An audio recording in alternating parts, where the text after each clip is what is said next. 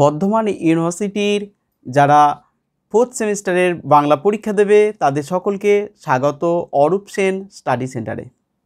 তোমরা অনেকেই আমাকে কয়েকদিন থেকে কমেন্টে জানাচ্ছ যে স্যার বাংলা ফিলোসফির সাজেশন দিন।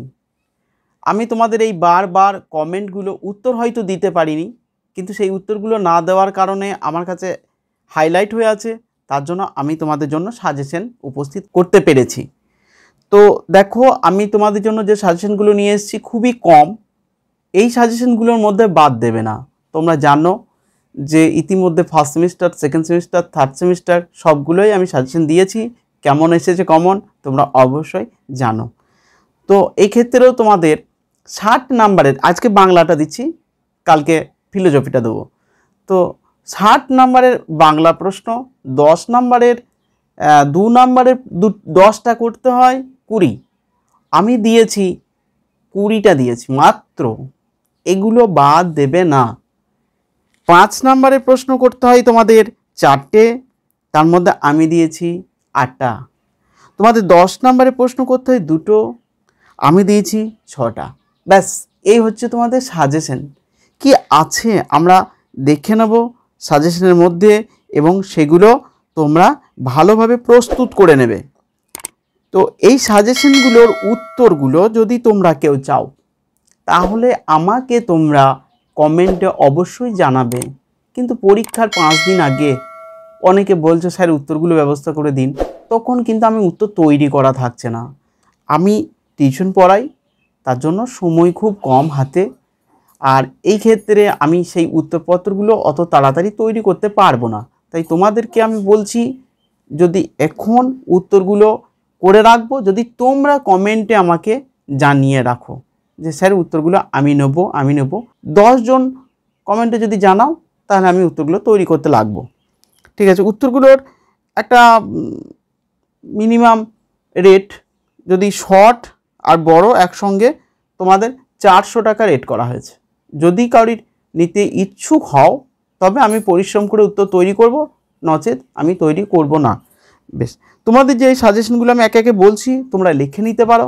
বেশ, তাহলে আজকে যে তোমাদের ফোর্থ সেমিস্টারের Bangla CC ID 2D GE4 60 নাম্বারের, ঠিক আছে, ভাষা থেকে যে প্রশ্নগুলো আছে তোমাদের, প্রথমে আমি শর্টগুলো বলছি। তো 1 নম্বর হচ্ছে ভাষা কাকে বলে, 2 নম্বর হচ্ছে ভাষা সম্প্রদায় বলতে কি বোঝো, 3 নম্বর 4টি কৃত্রিম শব্দের উদাহরণ দাও, ঘ কেন্দ্রীয় উপভাষা বলতে কি বোঝো, প্রাদেশিক শব্দ কাকে বলে। বেশ, তোমাদের লিখতে অসুবিধা হবে সাজেশনগুলো, তার জন্য আমি PDF করে রেখে দিয়েছি। PDFের একটা পাসওয়ার্ড দিচ্ছি তোমাদেরকে আমি, তোমরা ডেসক্রিপশন বক্সে সেই PDFে ক্লিক করবে, তো PDFে এক জায়গায় সমস্ত সাজেশনটা পেয়ে যাবে। কিন্তু তার জন্য তোমাদেরকে আমি PDFের একটা পাসওয়ার্ড গোটা ভিডিও জুড়ে বলবো, কেন আমি চাই আমার সম্পূর্ণ ভিডিওটা তোমরা ওয়াচ করো।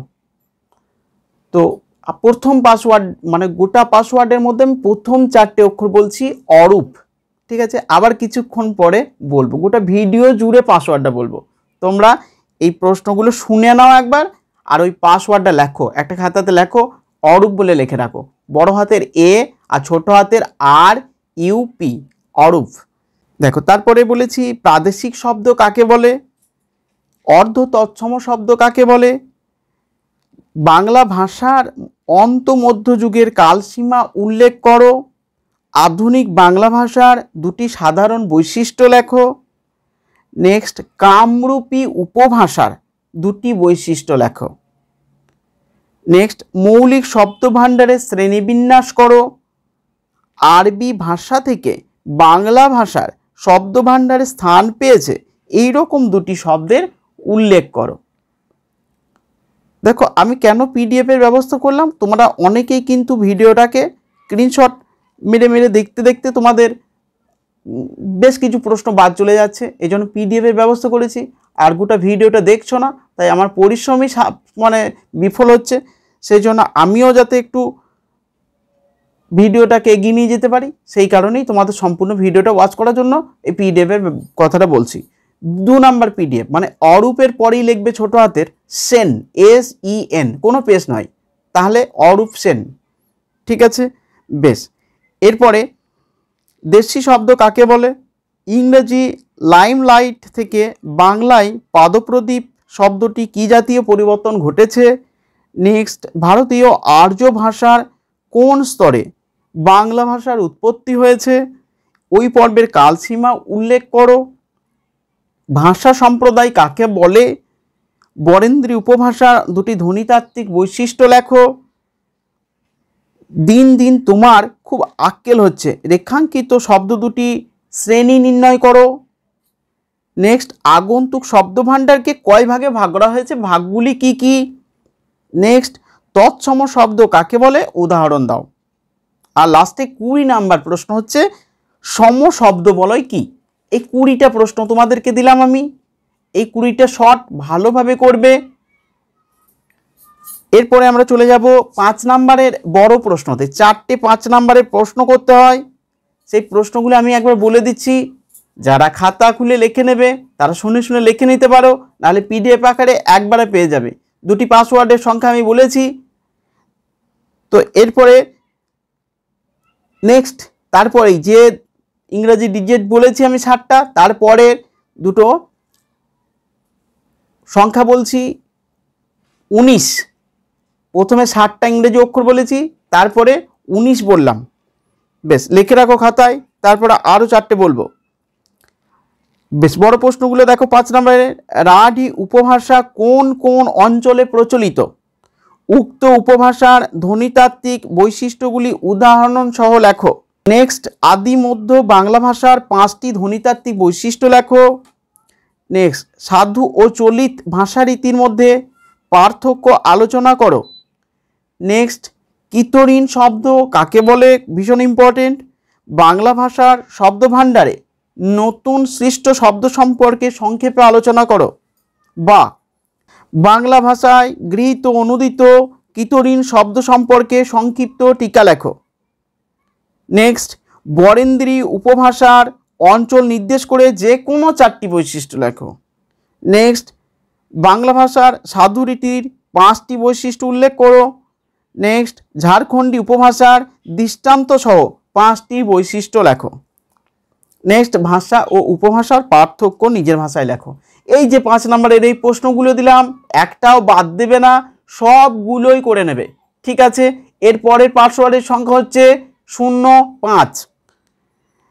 এবার 10 নম্বরের প্রশ্ন বলছি, দেখে নাও। দুটো 10 নম্বরের প্রশ্নের উত্তর করতে হয়, আমি দিয়েছি 5টা দিয়েছি, দেখে নাও, শুনে নাও একবার। বাংলা ভাষার উৎপত্তির ইতিহাস সম্পর্কে সংক্ষেপে আলোচনা করো। বা বাংলা ভাষার উদ্ভব ইতিহাস সংক্ষেপে আলোচনা করো। 100% গ্যারেন্টি এই প্রশ্নটা আসবেই, তাই এই প্রশ্নটা কোনোভাবে বাদ দেবে না। 5টা দিয়েছি, 5টাই বাদ দেবে না, কিন্তু এইটাই ফার্স্ট সাজেশন করে রাখো, এটা তোমাদের পরীক্ষায় চলে এসেছে ধরে নাও, তাই এটা করবেই। নেক্সট, প্রাচীন বাংলা ভাষার কালসীমা নির্দেশ করো।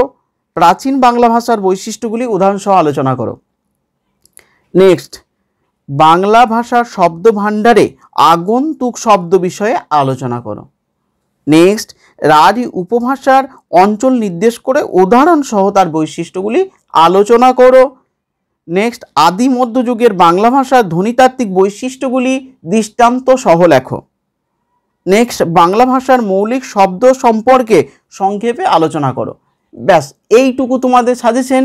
এই সাজেশনগুলো তোমরা যারা শুনলে অবশ্যই আরেকবার তোমরা পিডিএফ আকারে দেখে নাও, সেগুলোকে তোমরা খাতাতে লিখে নেবে বা ফোনেই রেখে দাও পিডিএফটা সেভ করে। তো পিডিএফটা কিভাবে নেবে, গুগল ড্রাইভ অ্যাপটা প্লে স্টোর থেকে ডাউনলোড করবে, তারপরে তোমরা আমার এই ভিডিওর ডেসক্রিপশন বক্সে যাবে, সেখানে পিডিএফ লিঙ্ক দেওয়া আছে, সেখানে ক্লিক করবে। সেখানে ক্লিক করার পরে আমি যে পাসওয়ার্ড বলেছি, আমি প্রথমে ইংরেজি 4টে অক্ষর বলেছি, তারপরে 3টি অক্ষর বলেছি 60টা, তারপরে সংখ্যা বলেছি, তারপরে 2টো সংখ্যা বলেছি, তারপরে 2টো বলেছি, লাস্টে আর 2টো সংখ্যা বলছি, সেটা হচ্ছে লাস্টে আরও 4টে সংখ্যা বলছি, 1986 লাস্টের সংখ্যাটা। তাহলে টোটাল 8টা সংখ্যা বলেছি আর 60টা অক্ষর বলেছি। এই পাসওয়ার্ডটা তোমরা ক্লিক করলে গোটা উত্তরটা একসঙ্গে পেয়ে যাবে। বেশ, তোমাদের এরপরেও যদি কোনো কিছু অসুবিধা হয়ে থাকে অবশ্যই জানাবে, আর যাদের উত্তরগুলো প্রয়োজন তারা অবশ্যই কমেন্টে জানাবে। তোমাদের পরীক্ষা খুব ভালো হোক। তোমরা প্রত্যেকবার যেমন পরীক্ষা দিয়ে এসে জানিয়েছিলে খুব ভালো হয়েছে, এইবারও আশা করছি পরীক্ষা দিয়ে আসার পরে জানাবে। নেক্সট দিন দেখা হবে দর্শনের দিনে, সাজেশন নিয়ে উপস্থিত হবে। ঠিক আছে, সকলকে ধন্যবাদ, খুব ভালো থাকো।